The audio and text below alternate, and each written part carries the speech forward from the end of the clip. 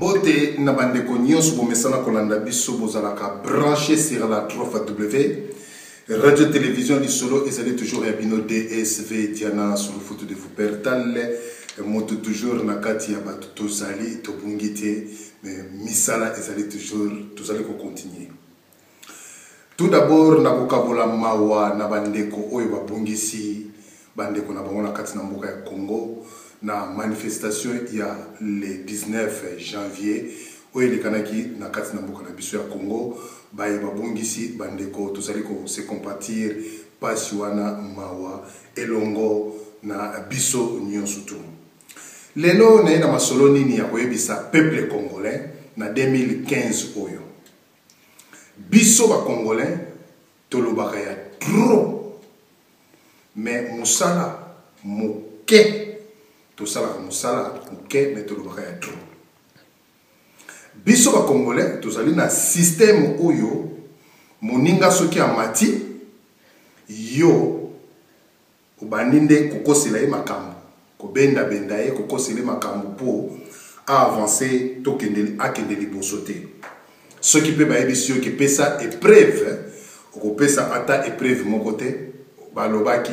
toyokaki donc biso ba congolais tolingaka mutu akende liboso te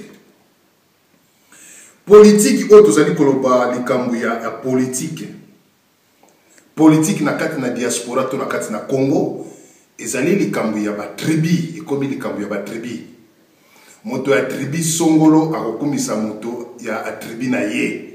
yango eloko ebomi Congo na biso batu bazali kozala unité pona likambo ya ba tribi nazali koyebisa ba peuple congolais partout dans le monde entier esika bino bozali bomoni oyo lekani na kati na Congo le 19 janvier bomoni ata ba soda ya Honoré Ngwanda te 5e colonne bazali te mais epesa bino mayele boyoki bino moko batu oyo baboyaki dialogue bandimi dialogue.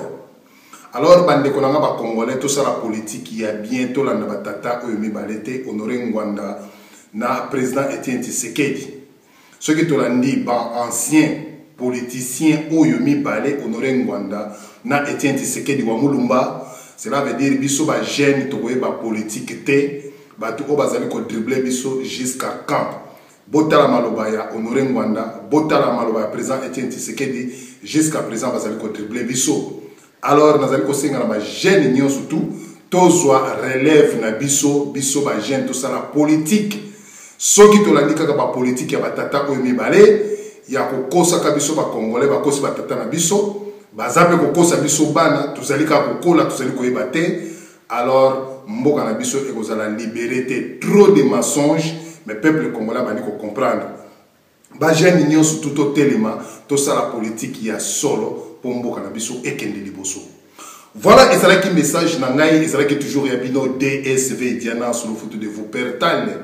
nkutu azoa bachaka loboko mbala moko soki bakomi kotia loboko mbale bele na poche na yo cela veut dire ozali susu mutu te bande ko bazali ko benga ko telemisa batu na soulèvement populaire yo na mboka oyo zali telema o se manifester pona ba droit na yo pona mboka na yo et non boyaka moke soki congolais olingi mboka na yo okoyela ba manifestation bato bazali kwa na ba manifestation te kaka mo minorité ya bato cela veut dire elingi kolakisa eke congolais alingi mboka na yete bolakisa bolingo ya mboka partout esika ba manifestation ezali bokende nde wana ekozala malamu